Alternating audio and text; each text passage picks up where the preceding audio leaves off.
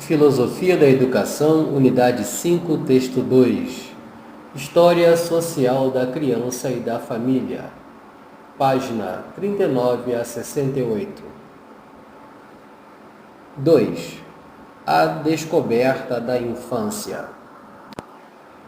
Até por volta do século XII, a arte medieval desconhecia a infância ou não tentava representá-la. É difícil crer que essa ausência se devesse à incompetência ou à falta de habilidade. É mais provável que não houvesse lugar para a infância nesse mundo. Uma miniatura otoniana do século XI nos dá uma ideia impressionante da deformação que o artista impunha então aos corpos das crianças, num sentido que nos parece muito distante do nosso sentimento e de nossa visão. O tema é a cena do Evangelho em que Jesus pede que se deixe vir a eles as criancinhas, sendo o texto latino, claro, parvute. Ora, o miniaturista agrupou em torno de Jesus 8 verdadeiros homens. Sem nenhuma das características da infância, eles foram simplesmente reproduzidos numa escala menor. Apenas seu tamanho os distingue dos adultos. Numa miniatura francesa do século XI, as 3 crianças que São Nicolau ressuscita estão representadas numa escala mais reduzida que os adultos, sem nenhuma diferença de expressão ou de traços. O pintor não hesitava em dar a nudez das crianças nos raríssimos casos. O pintor não hesitava em dar a nudez das crianças nos raríssimos casos em que era exposta a musculatura do adulto. Assim, no livro de Salmos de São Luís de Leyde, datado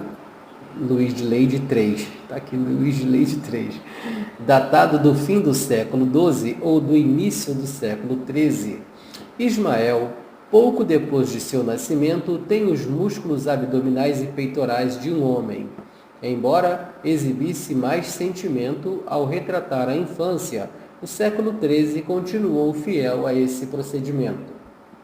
Na Bíblia moralizada de São Luís,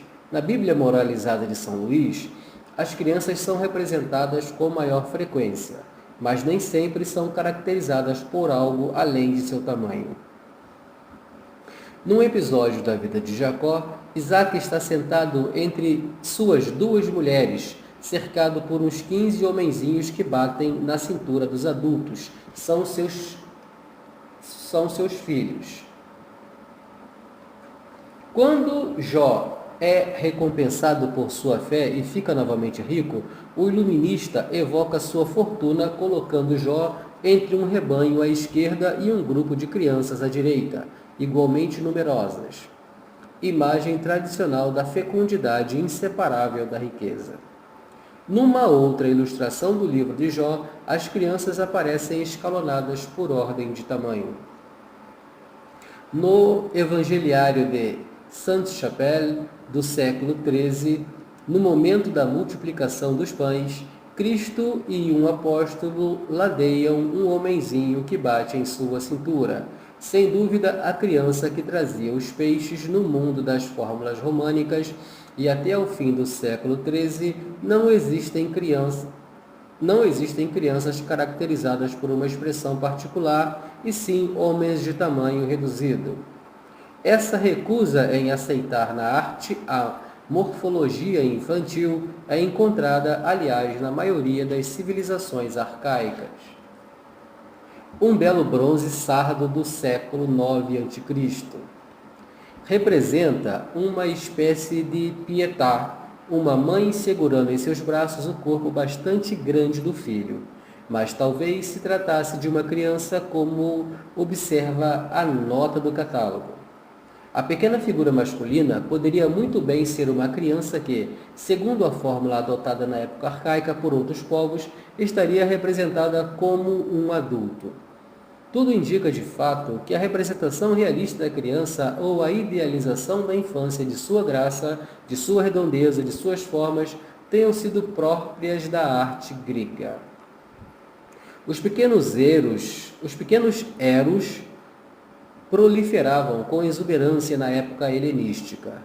A infância desapareceu da iconografia junto com os outros temas helenísticos, e o romântico retomou essa recusa dos traços específicos da infância que caracterizava as épocas arcaicas anteriores ao helenismo.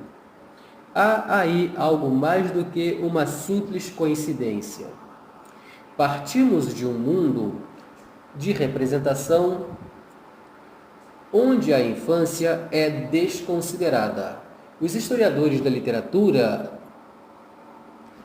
Mr. Calvé, fizeram a mesma observação a propósito da epopeia em que as crianças prodígio se conduziam com a bravura e a força física dos guerreiros adultos. Isso, sem dúvida, significa que os homens do século X ao XI não se detinham diante da imagem da infância que esta não tinha para eles interesse nem mesmo realidade. Isso faz pensar também que no domínio da vida real, e não mais apenas no de uma transposição estética, a infância era um período de transição, logo ultrapassado, e cuja lembrança também era logo perdida. Tal é nosso ponto de partida. Como daí chegamos às criancinhas de Versalhes, às fotos de crianças de todas as idades de nossos álbuns de família?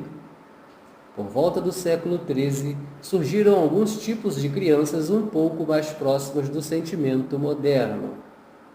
Surgiu o anjo, representado sob a aparência de um rapaz muito jovem, de um jovem adolescente.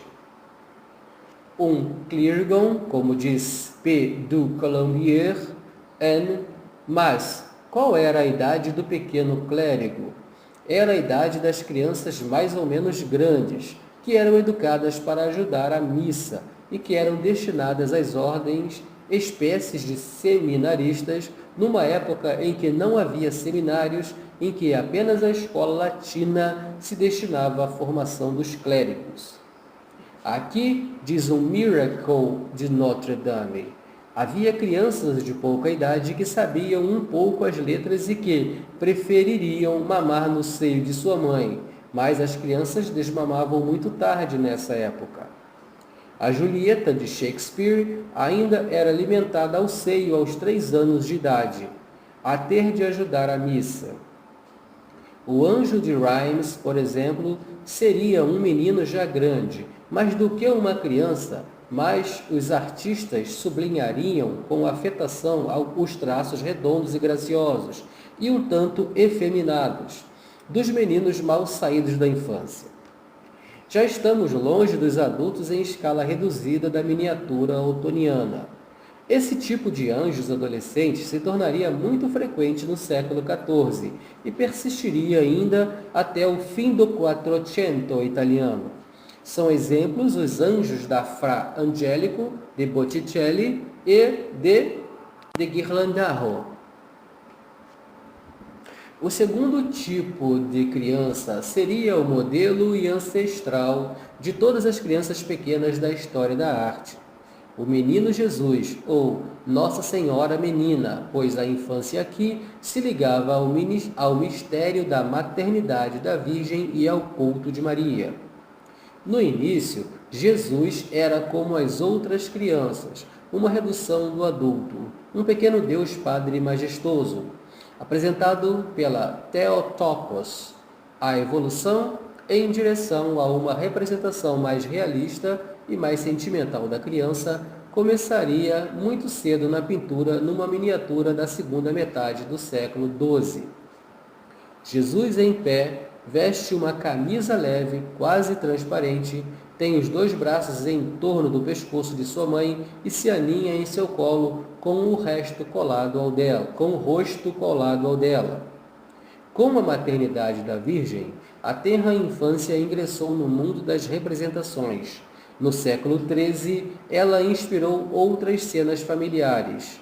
Na Bíblia Moralizada de São Luís, encontramos cenas de família em que os pais estão cercados por seus filhos, com o mesmo acento de ternura do Joubert de Chartres. Por exemplo, Num retrato da família de Moisés, o marido e a mulher dão as mãos enquanto as crianças, homenzinhos, que os cercam estendem a mão para ele. Estes casos, porém, eram raros. O sentimento encantador da tenra infância permaneceu limitado ao menino Jesus até o século XIV, quando, como sabemos, a arte italiana contribuiu para desenvolvê-lo e expandi-lo. Um terceiro tipo de criança apareceu na fase gótica, a criança nua. O menino Jesus quase nunca era representado despido. Na maioria dos casos, aparecia como as outras crianças de sua idade, castamente enrolado em coeiros ou vestido com uma camisa ou uma camisola. Ele só se desnudaria no final da Idade Média. As poucas miniaturas da Bíblia moralizadas que representavam crianças vestiam-nas, exceto quando se tratava dos inocentes ou das crianças mortas, cujas mães seriam julgadas por Salomão. Seria a alegoria da morte e da alma que introduziria o mundo das formas à imagem da nudez infantil. Já na iconografia pré-bizantina do século V, em que aparecem traços da futura arte românica, reduziam-se as dimensões dos corpos dos mortos. Os cadáveres eram menores que os corpos dos vivos. Na Ilíada da Biblioteca Ambrosiana, os mortos das cenas de batalha têm a metade do tamanho dos vivos. Na arte medieval francesa, a alma era representada por uma criancinha nua e, em geral, assexuada. Os juízos finais conduzem sob forma as almas dos justos ao seio de Abraão. O moribundo exala uma criança pela boca numa representação simbólica da partida da alma. Era assim também que se imaginava a entrada da alma no mundo, quer se tratasse de uma concepção miraculosa e sagrada.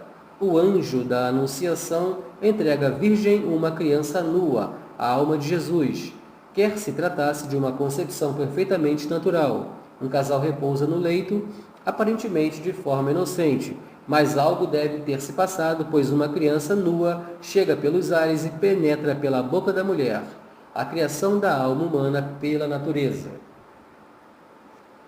Durante o século XIV e, sobretudo, durante o século XV, esses tipos medievais evoluiriam, mas no sentido já indicado no século XIII. Dissemos que o anjo adolescente animaria ainda a pintura religiosa do século XIV, sem grande alteração. Por outro lado, o tema da infância sagrada a partir do século XIV não deixaria mais de se ampliar e de se diversificar. Sua fortuna e sua fecundidade são um testemunho do progresso na consciência coletiva desse sentimento da infância que apenas um observador atento poderia isolar no século XIII e que não existia de todo no século XI. No grupo formado por Jesus e sua mãe, o artista sublinharia os aspectos graciosos, ternos e ingênuos da primeira infância. A criança procurando o seio da mãe ou preparando-se para beijá-la ou acariciá-la, a criança brincando com os brinquedos tradicionais da infância, com um pássaro amarrado ou uma fruta, a criança comendo seu mingau, a criança sendo enrolada em seus coeiros. Todos os gestos observáveis, ao menos para aquele que desejasse prestar atenção neles, já eram reproduzidos. Esses traços de realismo sentimental tardaram a se estender além das fronteiras da iconografia religiosa, mas não nos devemos surpreender com isso. Sabemos que o mesmo aconteceu com a paisagem e com a cena de gênero. A verdade é que o grupo da Virgem com o menino se transformou e se tornou cada vez mais profano, a imagem de uma cena da vida cotidiana. Timidamente no início e a seguir com maior frequência, a infância religiosa deixou de se limitar à infância de Jesus. Surgiu, em primeiro lugar, a infância da Virgem, que inspirou, ao menos dois temas novos e frequentes. O tema do nascimento da Virgem, pessoas no quarto de Santa Ana atarefadas em torno da recém-nascida, que é banhada, agasalhada e apresentada à mãe. E o tema da evolução da Virgem da lição da leitura. A Virgem acompanhando sua lição num livro que Santa Ana segura. Depois surgiram as outras infâncias santas, a de São João, o companheiro de jogos, a do menino Jesus, a de São Tiago e a dos filhos das mulheres santas, Maria, Zebedeu e Maria Salomé. Uma iconografia inteiramente nova se formou, assim multiplicando cenas de crianças e procurando reunir nos mesmos conjuntos o grupo dessas crianças santas com ou sem suas mães. Essa iconografia, que de modo geral remontava ao século XIV, coincidiu com um florescimento de histórias de crianças nas lendas e contos pios, como os dos Miraeles Notre-Dame. Ela se manteve até o século XVII e podemos acompanhá-la na pintura, na tapeçaria e na escultura. Voltaremos a ela, aliás, a propósito das devoções da infância. Dessa iconografia religiosa da infância, iria finalmente destacar-se uma iconografia leiga nos séculos XV e XVI. Não era ainda a representação da criança sozinha. A cena do gênero se desenvolveu nessa época através da transformação de uma iconografia alegórica convencional, inspirada na concepção antigo-medieval de natureza, idades da vida, estações, sentidos e elementos. As cenas do gênero e as pinturas anedóticas começaram a substituir as representações estáticas de personagens simbólicas. Voltaremos com mais vagar a essa evolução. Salientemos aqui apenas o fato de que a criança se tornou uma das personagens mais frequentes dessas pinturas anedóticas. A criança com sua família, a criança com seus companheiros de jogos, muitas vezes adultos, a criança na multidão, mais ressaltada, no colo de sua mãe ou segura pela sua mão, ou brincando ou ainda urinando, a criança no meio do povo assistindo aos milagres ou aos martírios, ouvindo prédicas, acompanhando os ritos litúrgicos, as apresentações ou as circuncisões, a criança aprendiz de um ourives, de um pintor, etc. A criança na escola, um tema frequente e antigo que remontava ao século XIV, que não mais deixaria de inspirar as cenas do gênero até o século XIX. Mais uma vez, não nos iludamos. Essas cenas do gênero em geral não se consagravam à descrição exclusiva da infância, de muitas vezes tinham nas crianças suas protagonistas principais ou secundárias. Isso nos sugere duas ideias. Primeiro, a de que na vida cotidiana as crianças estavam misturadas com os adultos e toda reunião para o trabalho, o passeio ou o jogo reunia crianças e adultos. Segundo, a ideia de que os pintores gostavam especialmente de representar a criança por sua graça ou por seu pitoresco. O gosto do pitoresco anedótico desenvolveu-se nos séculos XV e XVI e coincidiu com o sentimento da infância engraçadinha. E se compraziam em sublinhar a presença da criança dentro do grupo ou da multidão. Dessas duas ideias, uma nos parece arcaica. Temos hoje, assim como no fim do século XIX, uma tendência a separar o mundo das crianças do mundo dos adultos. A outra ideia, ao contrário, anuncia o sentimento moderno da infância. Enquanto a origem dos temas do anjo, das infâncias santas e de suas posteriores evoluções iconográficas remontava ao século XIII, no século XV surgiam dois tipos novos de representação da infância: o retrato e o pauto. A criança, como vimos, não estava ausente da Idade Média, ao menos a partir do século XIII, mas nunca era o modelo de um retrato de uma criança real, tal como ela aparecia num determinado momento de sua vida. Nas efígies funerárias, cuja descrição foi conservada por Garniers, a criança só apareceu muito tarde, no século XVI. Fato curioso, ela apareceu de início não em seu próprio túmulo ou no de seus pais, mas no de seus professores. Nas sepulturas dos mestres de Bolonha, representou-se uma cena de aula com o professor no meio de seus alunos. Já em 1378, o cardeal de Lagrange, bispo de Amiens, mandara representar os dois príncipes que havia sido tutor de 10 a 7 anos, numa bela pilastra de sua catedral. Ninguém pensava em conservar o retrato de uma criança que tivesse sobrevivido e se tornado adulta ou que tivesse morrido pequena. No primeiro caso, a infância era apenas uma fase sem importância, que não fazia sentido fixar na lembrança. No segundo, o da criança morta, não se considerava que essa coisinha desaparecida tão cedo fosse digna de lembrança. Havia tantas crianças cuja sobrevivência era tão problemática. O sentimento de que se faziam várias crianças para conservar apenas algumas era e durante muito tempo permaneceu muito forte. Ainda no século XVII, em La Caquette de La Cocher, vemos uma vizinha mulher de um relator tranquilizar assim uma mulher inquieta, mãe de 5 pestes, e que acabara de dar à luz. Antes que eles te possam causar antes que eles te possam causar muitos problemas, tu terás perdido a metade e quem sabe todos. Fecha aspas. Estranho consolo. As pessoas não se podiam apegar muito a algo que era considerado uma perda eventual. Isso explica algumas palavras que chocam nossa sensibilidade moderna, como estas de Montaigne. Perdi 2 ou 3 filhos pequenos, não sem tristeza, mas sem desespero. Ou estas a Molière a respeito de Louison de la Malade Imaginaire. A pequena não conta. Abre aspas. A pequena não conta. Fecha aspas. A opinião comum devia, como Montaigne, não reconhecer nas crianças nem movimento na alma, nem forma reconhecível no corpo. Madame Sévigné relata sem surpresa palavras semelhantes de Madame Coetquin, quando esta desmaiou com a notícia da morte de sua filhinha. Ela ficou muito aflita e disse que jamais terá uma outra tão bonita.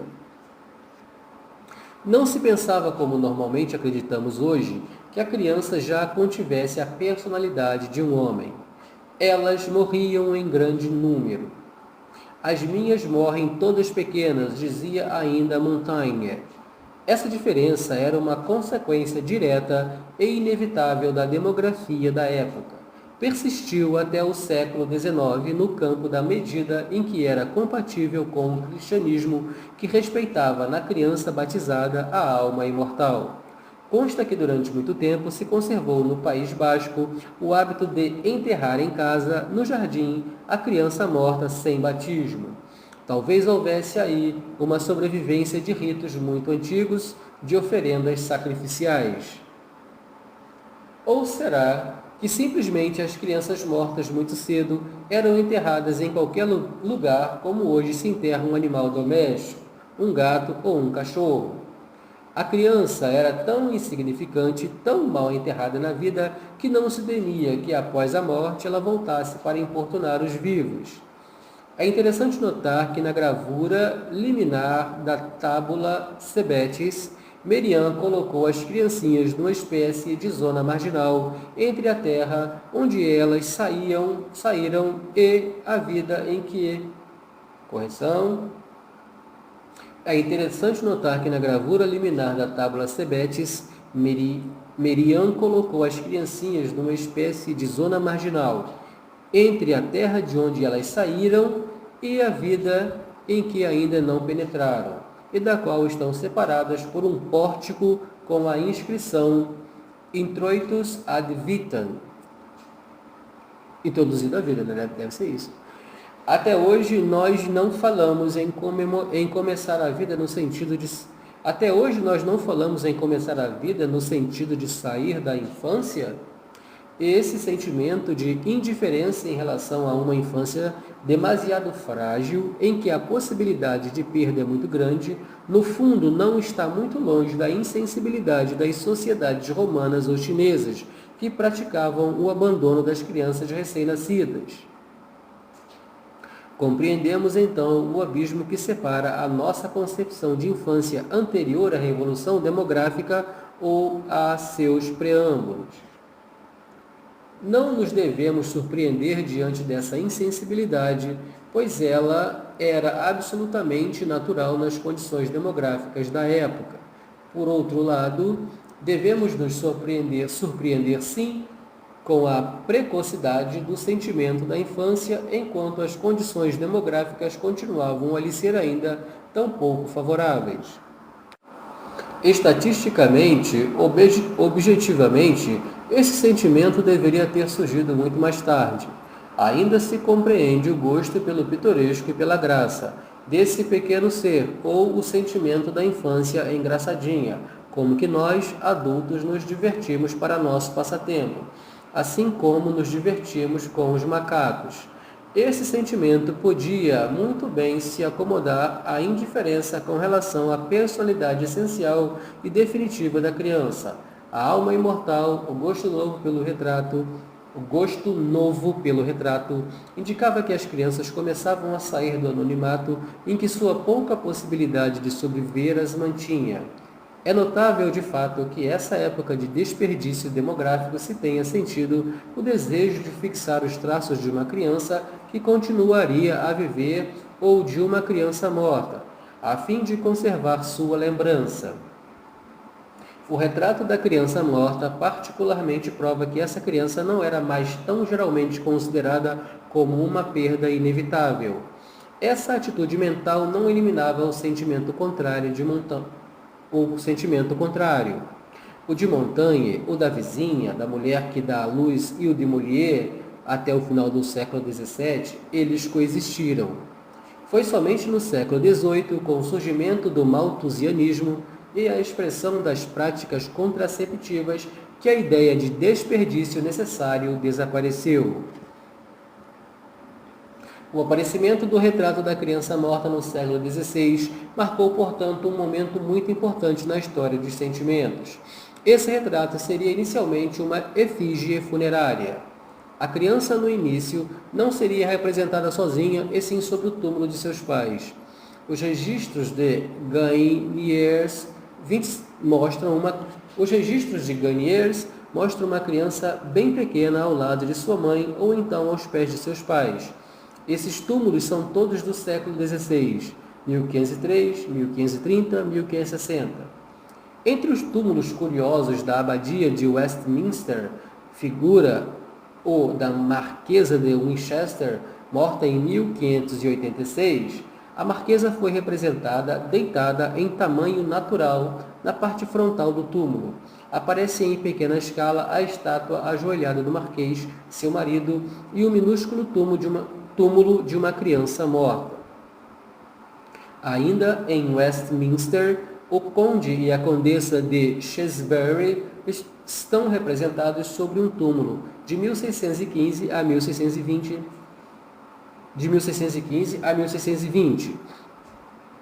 Estão deitados e sua filhinha aparece ajoelhada aos seus pés com as mãos postas. Observamos que as crianças que cercam os defuntos nem sempre estavam mortas. Era toda a família que se reunia em torno de seus chefes, como no momento de recolher seu último suspiro. Mas ao lado das crianças ainda vivas, eram representadas crianças que já haviam morrido. Um sinal as distingue. Elas são menores e seguram nas mãos uma cruz, como no túmulo de John Cock, em Hawkham, em 1639, ou uma caveira no túmulo de Cope Dailey em Hambledon, em 1633. 4 meninos e 3 meninas cercam os defuntos, e um menino e uma menina seguram uma caveira. No Museu dos Augustins, em Toulouse, existe um típico muito curioso proveniente da coleção do Meige. Os painéis são datados de 1610. De cada lado de uma descida da cruz estão pintados os doadores ajoelhados, um marido e uma mulher, e sua idade. Ambos têm 63 anos. Ao lado do homem, vemos uma criança vestida com o traje, então usado pelas crianças de menos de 5 anos. O vestido e o avental das meninas e uma grande touca enfeitada com plumas. A criança está vestida com cores vivas e ricas, verde brocado de ouro, que acentuam a severidade das roupas pretas dos doadores. Essa mulher de 63 anos não podia ter um filho de 5. Tratava-se de uma criança morta, sem dúvida um filho único, cuja lembrança era guardada pelo velho casal. Eles quiseram mostrá-lo ao seu lado em suas roupas mais bonitas. Era um hábito piedoso oferecer mais bonitas. Era um hábito piedoso oferecer às igrejas um quadro ou um vitral, e no século XVI o doador costumava fazer-se representar com toda a sua família. Nas igrejas alemãs, podemos ver ainda pendurados nas pilastras ou nas paredes numerosos quadros desse gênero, que são de fato retratos de família. Num deles, da segunda metade do século XVI, na igreja de São Sebastião de Nuremberg, ver-se na frente o pai, atrás dele 2 filhos já grandes e a massa mal diferenciada de 6 meninos amontoados, escondendo-se uns atrás dos outros, de tal forma que alguns são quase imperceptíveis. Não seriam crianças mortas? Um quadro semelhante, datado de 1560 e conservado no Museu de Bregenz, traz nas bandeirolas as idades das crianças. 3 meninos de 1, 2 e 3 anos, 3 meninos de 1, 2 e 3 anos, e 5 meninas de 1, 2, 3, 4 e 5 anos. Ora, a mais velha de 5 anos tem o mesmo tamanho e a mesma roupa da menor de 1 ano. Foi-lhe deixado um lugar na cena familiar, como se ela fosse viva, mas seu retrato a representava na idade em que morreu. Essas famílias alinhadas são obras ingênuas, sem técnica, monótonas e sem estilo. Seus autores, assim como os modelos, são desconhecidos e obscuros. Nos casos, porém, em que o doador recorreu a um pintor famoso, a questão muda de figura. Os historiadores da arte sempre realizam as pesquisas necessárias à identificação das personagens de uma tela célebre. É o caso da família Maia, que Holbein representou em 1526 ao pé da Virgem. Sabemos que, das 6 personagens da composição, 3 estavam mortas em 1526. A primeira mulher de Jacob Mayer e seus 2 filhos, um morto aos 10 anos e outro ainda menor, estando este último nu. Esse costume, de fato, tornou-se comum no século XVI até meados do século XVII. O Museu de Versalhes conserva um quadro de Norcret que representa as famílias de Luís XIV e de seu irmão. A tela é célebre porque o rei e os príncipes, ao menos os homens, aparecem seminus como os deuses do Olimpo. Gostaríamos de salientar aqui um detalhe. Ao pé de Luís XIV, no primeiro plano, Norcret pintou um retrato emoldurado de 2 criancinhas mortas muito novas. Inicialmente, portanto, a criança aparecia ao lado de seus pais nos retratos de família. Já no fim do século XVI, os registros de Gagnières apontam túmulos com efígies de crianças isoladas. Um deles data de 1584 e outro de 1608. A criança é representada com o traje peculiar à sua idade de vestido e touca, como a criança da descida da cruz do quadro de Toulouse. Quando, num período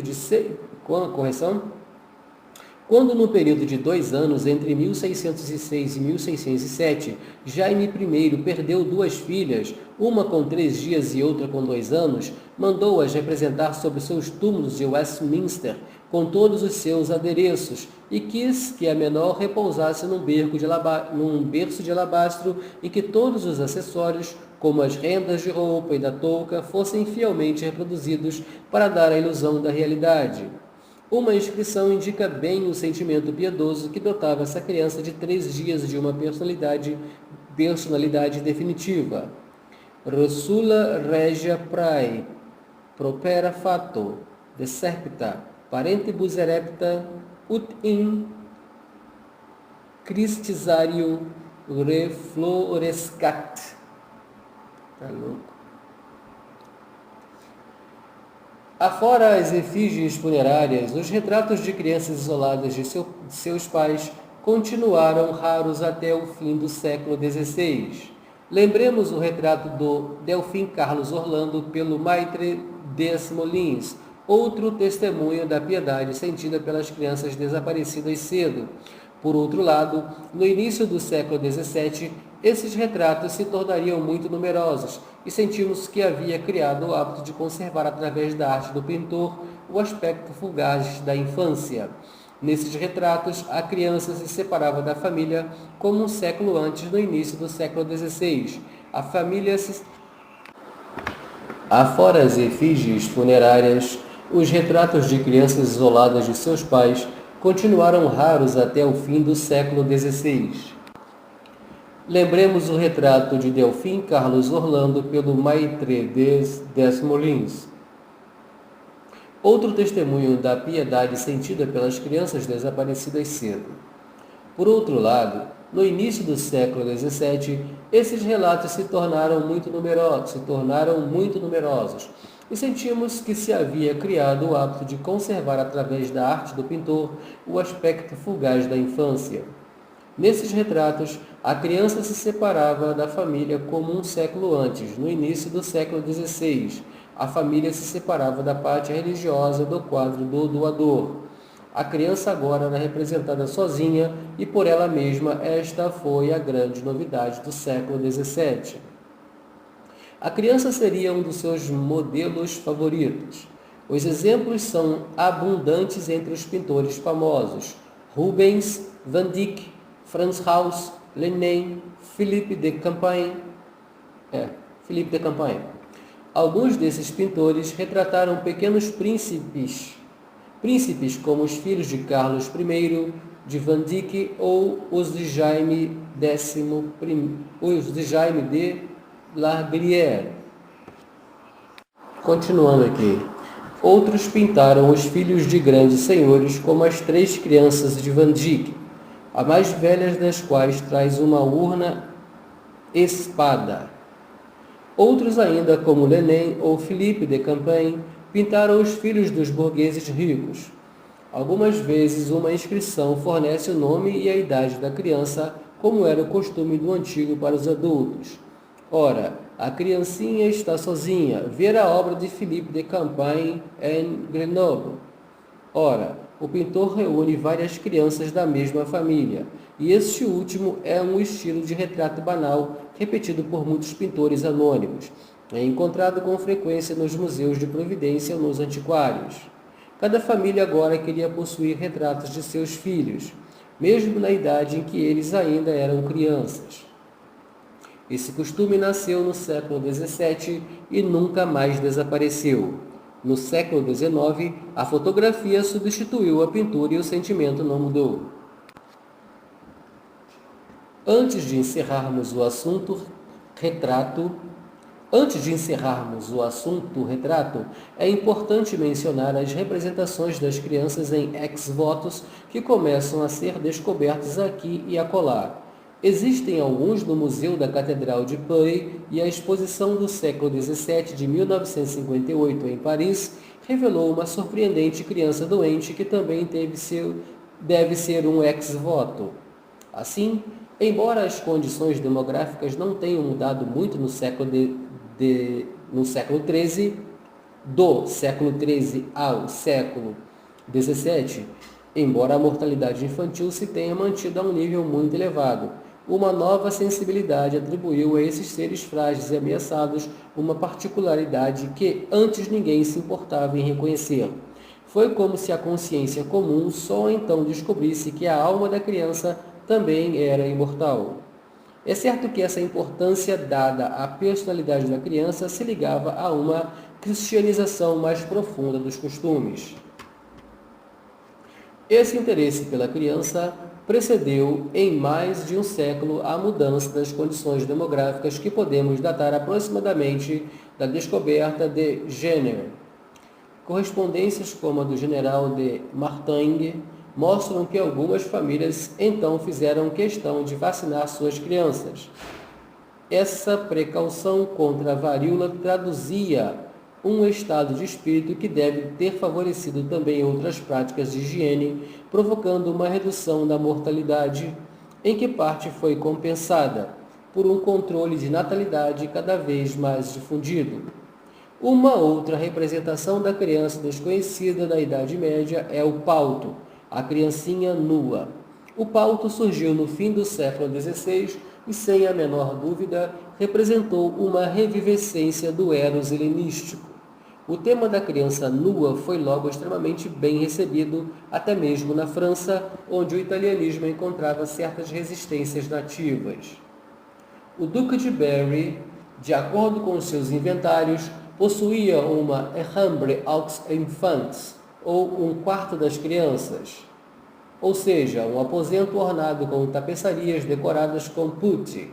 Van Marley se pergunta se algumas vezes os escribas dos inventários não chamavam de enfants, aqueles anjinhos sem pagãos, aqueles putti que tantas vezes adornam a folhagem das tapeçarias da segunda metade do século XV.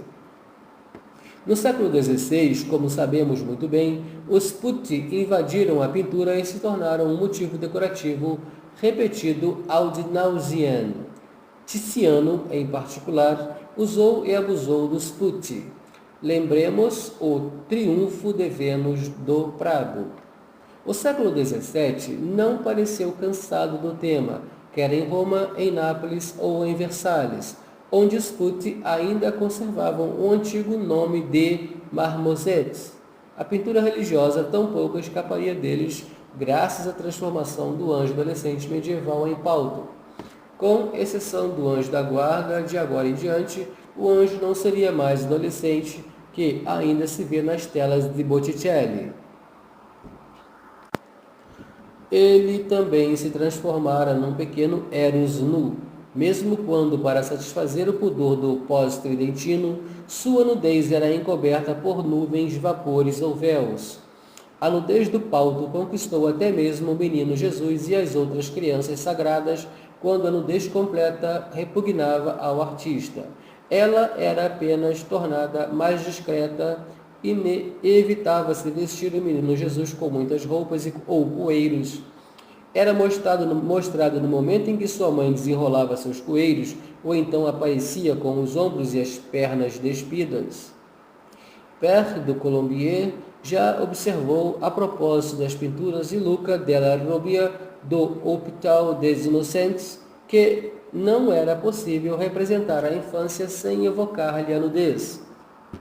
O gosto pela nudez da criança evidentemente estava ligado ao gosto geral pela nudez clássica, que começava a conquistar até mesmo o retrato. Mas o primeiro durou mais tempo e conquistou toda a arte decorativa. Lembremos-nos de Versalhes ou do teto da Villa Borghese em Roma. O gosto pelo pauto correspondia a algo mais profundo que o gosto pela nudez clássica, a algo que deve ser relacionado com um amplo movimento de interesse em favor da infância. Assim como a criança medieval, a criança sagrada ou a alegoria da alma ou ser angélico, o pauto nunca foi uma criança real, histórica, nem no século XV, nem no século XVI. Este fato é notável, pois o tema do pauto nasceu e se desenvolveu ao mesmo tempo que o retrato da criança. Mas as crianças dos retratos dos séculos XV e XVI não são nunca ou quase nunca crianças nuas, ou estão enroladas em coeiros, mesmo quando representadas de joelhos, ou então vestem o traje próprio de sua idade e condição. Não se imaginava a criança histórica, mesmo muito pequena, com a nudez da criança mitológica e ornamental, e essa distinção persistiu durante muito tempo. O último episódio da iconografia infantil seria a aplicação da nudez decorativa do pauto ao retrato da criança. Isso aconteceu também no século XVII, no século XVII. No século XVI, já podemos apontar alguns retratos de crianças nuas, mas eles são raros. Um dos mais antigos talvez seja o da criança morta muito pequena da família Mayer, pintada por Holbein. 1521. Não podemos nos impedir de pensar na alma medieval. Numa sala do Palácio de Innsbruck, existe também uma tela em que Maria Teresa quis reunir todos os seus filhos. Ao lado dos vivos, uma princesa morta foi representada numa nudez pudicamente encoberta por drapeados. Numa tela de Tiziano de 1571 ou 1575, Filipe II, num gesto de oferenda, estende a vitória ao seu filho, o infante Ferdinando, completamente nu. O menino lembra o palco usual de Tiziano e parece achar a situação muito engraçada. Os putti quase sempre são representados brincando. Em 1560, Veronese pintou, segundo o costume, a família Cucina Fiacco, reunida diante da Virgem e o menino. 3 homens, sendo o pai, uma mulher, a mãe e 6 filhos. Na extrema direita, uma mulher está quase cortada ao meio pelo limite do quadro. Ela segura no colo uma criança nua, da mesma forma como a Virgem segura o menino Jesus. Essa semelhança é acentuada pelo fato de a mulher não estar vestindo o traje real de sua época. Ela não é a mãe, pois está afastada do centro da cena. Seria a ama do filho mais novo? Uma pintura do holandês P. Artsen, do século XVI, representa uma família, o pai, um menino de aproximadamente 5 anos, uma menina de 4 e a mãe sentada com uma criancinha no colo. Certamente existem outros casos que uma pesquisa mais profunda revelaria. Não eram, porém, suficientemente numerosos para criar um gosto comum e geral. No século XVII, os exemplos tornaram-se mais numerosos e característicos. Lembremos o retrato de Hélène Fourmé de Munique, segurando no colo o filho nu, que se distingue do pauto banal não só pela semelhança com a mãe, mas também por uma touca com plumas, do gênero então usado pelas crianças. O último filho de Carlos I, pintado por Van Dyck em 1637, aparece ao lado de seus irmãos e irmãs nu e semi-envolto no lençol sobre o qual está deitado. Ao representar em 1647 o banqueiro e colecionador Jabbat em sua casa da rua Sainte-Marie, escreveu Hautecouer Lebrun. Mostra-nos esse homem poderoso vestido simplesmente com as meias mal esticadas, comentando com a mulher e o filho sua última aquisição, e seus outros filhos estão presentes. O mais novo, nu como o menino Jesus, repousa sobre uma almofada e sua irmã brinca com ele. O pequeno Jabak, muito mais do que as crianças nuas de Holbein, Veronese, Tiziano, Van Dyck e mesmo Rubens, tem exatamente a mesma posse do bebê moderno diante da câmera de um fotógrafo de estúdio. A nudez da criança pequena daí em diante se tornaria uma convenção do gênero. E todas as criancinhas que sempre haviam sido cerimoniosamente vestidas no tempo de Lenin e Philippe de Champagne seriam representadas nuas. Essa convenção pode ser observada tanto na obra de Largelière, pintor da alta burguesia, como na de Mignard, o pintor da corte, o filho mais novo do Grande Delphine, do quadro de Mignard, conservado no Louvre. Aparece nu sobre uma almofada ao lado de sua mãe, tal como o pequeno Jabak. A criança aparece ou completamente nua, como no retrato do Conde de Toulouse, de Mignard, ou em que a nudez do menino é velada pela alça de uma fita desenrolada com esse fim, ou no retrato de uma criança segurando uma foice de Largelière, ou bem a criança aparece vestida não com uma roupa verdadeira, semelhante ao traje usado na época, mas com um negligé, que não lhe cobre toda a nudez e a deixa intencionalmente transparecer. Vejam-se os retratos de crianças de Belle, em que as pernas e os pés aparecem nus, ou o Duque de Borgonha de Mignard, vestido apenas com uma camisa leve. Não é necessário acompanharmos por mais tempo a história desse tema, que se tornou convencional. Reencontrá-lo-emos finalmente nos álbuns de família e nas vitrinas dos fotógrafos de artes de ontem. Bebês mostrando suas pequenas nádegas apenas para pose, pois normalmente eram cuidadosamente cobertas com fraldas e coeiros. E meninos e menininhas vestidos para a fotografia apenas com uma camisa transparente. Não havia uma criança cuja imagem não fosse conservada em sua nudez, diretamente herdada dos Pucci do Renascimento, singular persistência no gosto coletivo, tanto burguês como popular, de um tema que originalmente foi decorativo. O Eros antigo, redescoberto no século XV, continuou a servir de modelo para os retratos artísticos do século XIX e XX.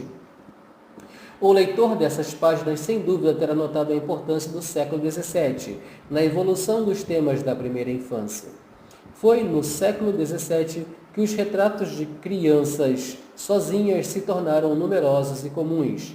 Foi também nesse século que os retratos de família muito mais antigos tenderam a se organizar em torno da criança, que se tornou o centro da composição. Essa concentração em torno da criança é particularmente notável no grupo familiar de Rubens, em que a mãe segura a criança pelo ombro e o pai dá-lhe a mão nos quadros de Frans Hals, Van Dyck e Lebrun, e que as crianças se beijam, se abraçam e animam o grupo dos adultos sérios com suas brincadeiras e carinhos. O pintor barroco apoiou-se nas crianças para dar ao retrato de grupo o dinamismo que lhe faltava. Também no século XVII, a cênera de gênero deu à criança um lugar privilegiado, com inúmeras cenas de infância de caráter convencional. A lição de leitura em que sobrevive, sob uma forma leiga, o tema de lição da Virgem da iconografia religiosa dos séculos XIV e XV, a lição de música ou grupos de meninos e meninas lendo, desenhando e brincando. Poderíamos continuar enumerando indefinidamente todos esses temas tão comuns na pintura, sobretudo na primeira metade do século e a seguir na gravura. Enfim, como vimos, foi na segunda metade do século XVII que a nudez se tornou uma convenção religiosa rigorosa nos retratos de crianças. A descoberta da infância começou sem dúvida no século XIII, e sua evolução pode ser acompanhada na história da arte e na iconografia dos séculos XV e XVI. Mas os sinais de seu desenvolvimento tornaram-se particularmente numerosos e significativos a partir do fim do século XVI e durante o século XVII. Esse fato é confirmado pelo gosto manifestado na mesma época pelos hábitos e pelo jargão das crianças pequenas. Já assinalamos no capítulo anterior que as crianças receberam então novos nomes: bambins, pichons, enfants. Os adultos interessavam-se também em registrar as expressões das crianças e em empregar seu vocabulário, ou seja, o vocabulário utilizado pelas amas quando estas lhe falavam. É muito raro que a literatura, mesmo popular, conserve vestígios do jargão das crianças. No entanto, alguns desses vestígios são encontrados na Divina Comédia. Que glória terás tu, abre aspas, que glória terás tu a mais se deixares uma carne envelhecida do que se tivesses morrido antes de parar de dizer papo e dindi, antes que 1000 anos se passassem, fecha aspas. Papo significa pão. A palavra existia no francês da época de Dante, papin. Encontramos-la num dos Miracles de Notre-Dame, ou da criancinha que dá de comer a imagem de Jesus no colo de Nossa Senhora. Fecha aspas. Assim colocou-lhe o papim sobre a boca, dizendo: papês, come, bela e doce criança. Por favor. Então ele comeu um pedaço de papim. Come, criança, disse o menino, e que Deus te ajude. Vejo que morrerás de fome. Come um pouco do meu bolo ou de minha fagaça. Mas a palavra papim seria realmente reservada à infância ou pertenceria à língua familiar do dia a dia? Qualquer que seja a resposta, os Miracles Notre-Dame, assim como outros textos do século XIV, revelam um gosto indiscutível pela infância real. Isto não impede, porém, que as alusões ao jargão da infância tenham permanecido excepcionais antes do século XVII. No século XVII, elas tornaram-se abundantes. Vejamos alguns exemplos entre as legendas de uma coletânea de gravuras de Boisone e Stella, datada de 1657. Essa coletânea contém uma série de pranchas gravadas que representam Putti brincando. Os desenhos não têm nenhuma originalidade, mas as legendas escritas em versos de péssima qualidade falam o jargão da primeira infância e a gíria da juventude escolar, pois na época os limites da primeira infância continuavam bastante imprecisos. Alguns Putti brincam com os cavalos de pau, título da prancha Ledada ou Cavalinho. Des petits jouets au de louer au de jour, et l'autre se voyant éclus de jour. Avec ce toutou, se console. Os papins do século XIV e XV devem ter caído em desuso, ao menos no francês das crianças burguesas, talvez pelo fato de não ser um termo específico da primeira infância, mas outros termos infantis surgiram e continuam vivos até hoje. Tutu, au-au e dadá, cavalinho. Além do jargão das armas, os putti falam também a gíria das escolas ou das academias militares. O trenor. Se popule comme un César. Se fait traîner dedans son char. Populo, latim de escola, no mesmo sentido infantil. Madame de Sévigné diria ao falar dos filhos de Madame de Grignan, ce petit peuple. Um pequeno jogador faz-se notar por sua astúcia. Este cadete parece ter sorte.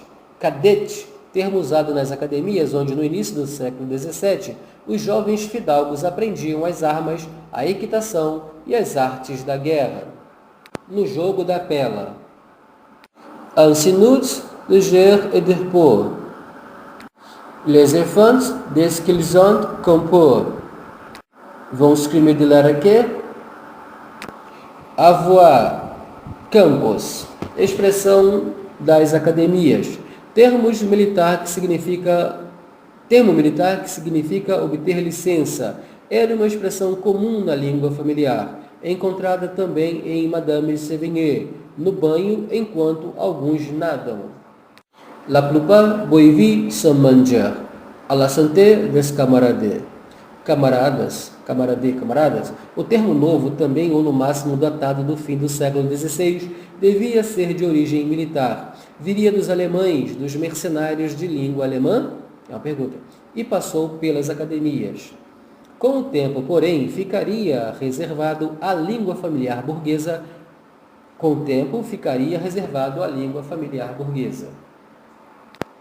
Até hoje não é usado na língua popular, que prefere o termo mais antigo copain ou campagne medieval. Mas voltemos ao jargão da primeira infância. En Le Pédant Jouet de Cyrano de Bergerac, Granger chama seu filho de seu tutu.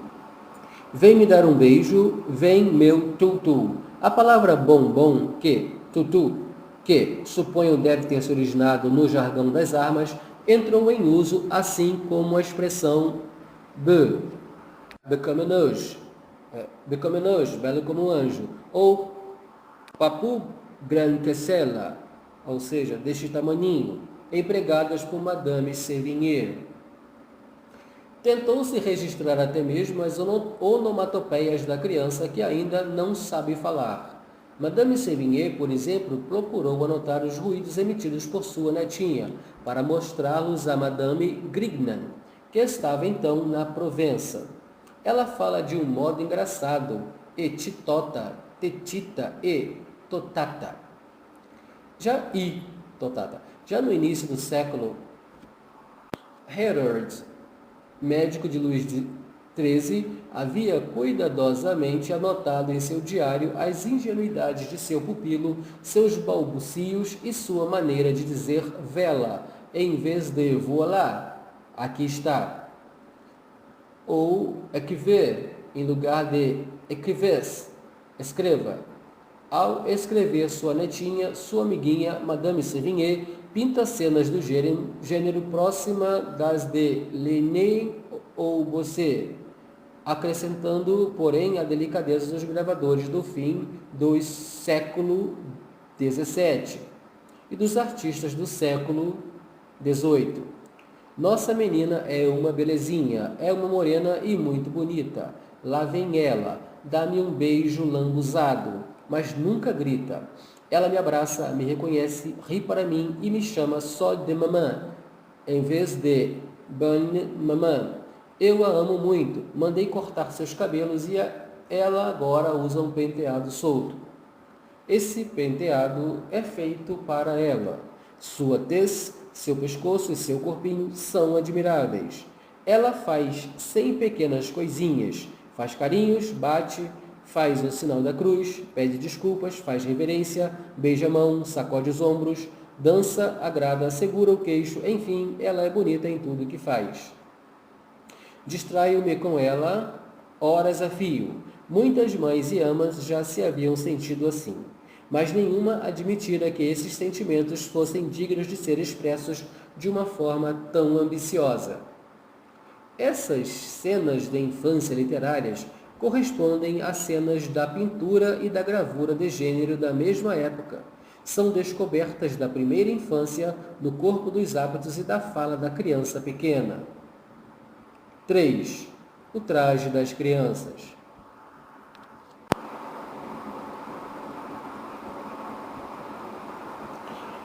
A indiferença marcada que existiu até o século XIII, a não ser quando se tratava de Nossa Senhora Menina, e pelas características próprias da infância, não aparece apenas no mundo das imagens. O traje da época comprova o quanto a infância era então pouco particularizada na vida real. Assim que a criança deixava os coeiros, ou seja, a faixa de tecido que era enrolada em torno do seu corpo, ela era vestida como os outros homens e mulheres e sua condição. Para nós, é difícil imaginar essa confusão, nós que durante tanto tempo usamos calças curtas, hoje, sinal vergonhoso de uma infância retardada. Na minha geração, os meninos deixavam as calças curtas no fim do segundo ano colegial, após uma certa pressão sobre pais recalcitrantes. Meus pais, por exemplo, pediam-me paciência, citando o caso de um tio general que entrara para a academia militar de calças curtas. Hoje em dia, a adolescência se expandiu para trás e para frente, e o traje esporte, adotado tanto pelos adolescentes como pelas crianças, tende a substituir as roupas típicas da infância no século XIX e no início do século XX. Em todo o caso, se o período 1900-1920 prolongava ainda até muito tarde no jovem adolescente as particularidades de um traje reservado à infância, a Idade Média vestia indiferentemente todas as classes de idade, preocupando-se apenas em manter visíveis, através da roupa, os degraus da hierarquia social. Nada no traje medieval separava a criança do adulto. Não seria possível imaginar atitudes mais diferentes com relação à infância. No século XVII, entretanto, a criança de boa família, quer fosse nobre ou burguesa, não era mais vestida como os adultos. Ela agora tinha um traje reservado à sua idade que a distinguia dos adultos. Esse fato essencial aparece logo ao primeiro olhar, lançando as numerosas representações de crianças do início do século XVII. Consideremos a bela tela de Philippe de Champagne, do Museu de Reims, que representa os 7 filhos da família Harbert. O filho mais velho tem 10 anos e o mais moço 8 meses. Essa pintura é preciosa para nosso estudo, pois o artista inscreveu a idade precisa, incluindo os meses de cada um de seus modelos. O mais velho, de 10 anos, já se veste como um homenzinho envolto em sua capa. Na aparência, pertence ao mundo dos adultos.